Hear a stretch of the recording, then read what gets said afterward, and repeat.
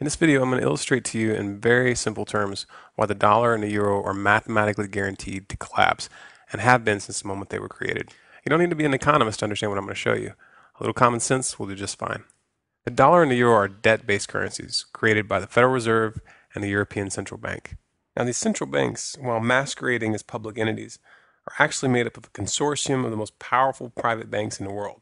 When I say that the dollar and the euro are debt-based currencies, what this means is that dollars and euros are loaned into existence. Central banks create money out of thin air by loaning money that does not yet exist to their respective governments. Since the vast majority of money in circulation is now digital, such an operation doesn't even require the printing of physical paper.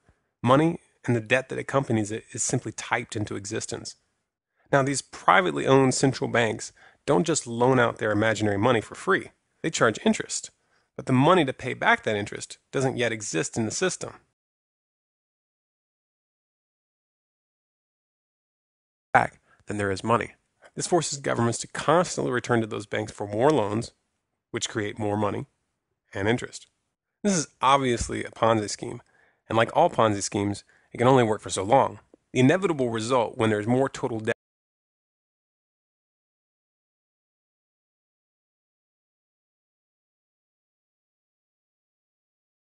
This is why I said that the collapse of the dollar and the euro is a mathematical certainty. It's been guaranteed since the beginning by the very nature of our monetary system.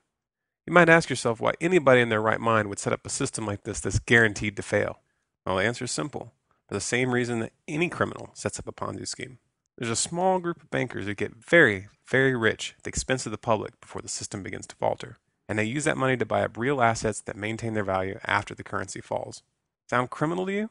Well, that's because it is. But you know what? They're going to get away with it if we don't make a concentrated effort right now to educate the public about the true nature of money and the private central banks which are leading us to the slaughter. And if we let them get away with it this time, the next Ponzi scheme is going to be even bigger.